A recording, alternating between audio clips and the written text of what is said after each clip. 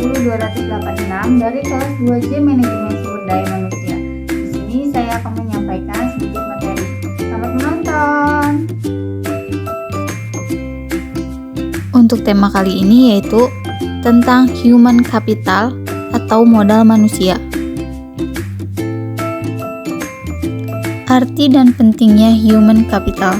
Istilah human capital pertama kali dikemukakan oleh seorang ekonom bernama Theodore Schultz yang berpendapat bahwa peningkatan kesejahteraan pada perusahaan tidak bergantung pada tanah, peralatan, energi, sumber daya, melainkan pada kompetensi pengetahuan dari pegawainya itu sendiri.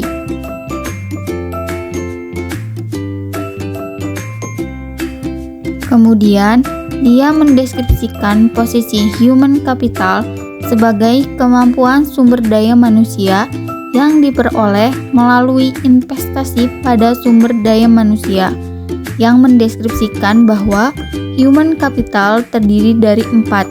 Yang pertama, kemampuan, yang kedua, perilaku, yang ketiga, usaha, dan yang terakhir, waktu, dan semuanya dimiliki dan dikendalikan sepenuhnya oleh pegawai. Untuk mendeskripsikan human capital sebagai kombinasi dari 4 faktor tersebut yaitu: yang pertama, karakteristik atau sifat yang dibawa pada pekerjaan, misalnya inteligensi, energi, sikap positif, keandalan, dan komitmen. Yang kedua, kemampuan seseorang untuk belajar, yaitu kecerdasan, imajinasi, kreativitas, dan bakat. Sedangkan yang terakhir yaitu motivasi untuk berbagi informasi dan pengetahuan, yaitu semangat tim dan orientasi pada tujuan.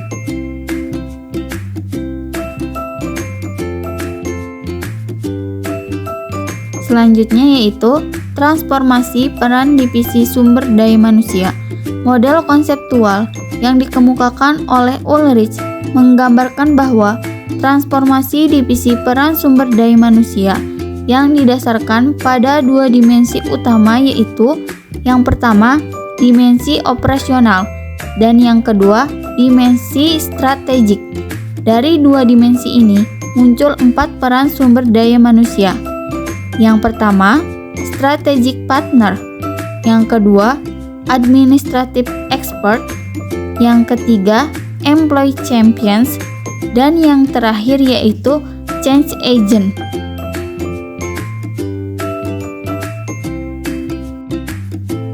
Yang pertama yaitu strategi partner. Departemen SDM harus mampu menjadi partner bagi manajer lini dan manajemen lainnya dalam mengeksekusi strategi dan membantu merealisasikan perencanaan. Yang kedua, administrative expert, membantu tercapainya efisiensi administratif dan memastikan bahwa kos dapat dikurangi dan kualitas tetap terjaga secara kontinu. Dan yang ketiga yaitu employee champions. Departemen sumber daya manusia harus dapat menunjukkan komitmennya terhadap manajemen dan pada waktu yang sama berusaha meningkatkan kontribusi karyawan lebih besar. Dan yang terakhir yaitu change agent. Departemen sumber daya manusia harus dapat menjadi agen perubahan yang kontinu, membantu proses dan kultur secara bersama, meningkatkan kapasitas organisasi untuk lebih baik lagi. Selanjutnya yaitu perubahan paradigma karyawan. Pandangan perusahaan yang hanya kos saja dalam pengelolaan human capital harus ditinggalkan. Artinya, investasi dalam sumber daya manusia dipandang bukan sebagai biaya saat ini, melainkan investasi aset masa depan.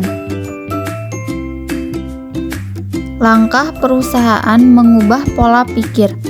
Ada 3. Yang pertama, seberapa besar pengeluaran investasi yang telah dikeluarkan perusahaan untuk sumber daya manusia. Yang kedua, bagaimana tingkat return of investment atas investasi tersebut? Dan yang ketiga, dapatkah dari beberapa investasi tersebut dialokasikan kembali untuk mendapat ROI yang lebih baik? Selanjutnya yaitu, selain itu, tantangan juga datang dari investor jika mereka membutuhkan informasi untuk membuat keputusan tentang sumber daya manusia, sehingga mereka memiliki gambaran perusahaan komprehensif dan dapat memprediksi kemampuan perusahaan dalam menciptakan nilai di masa depan.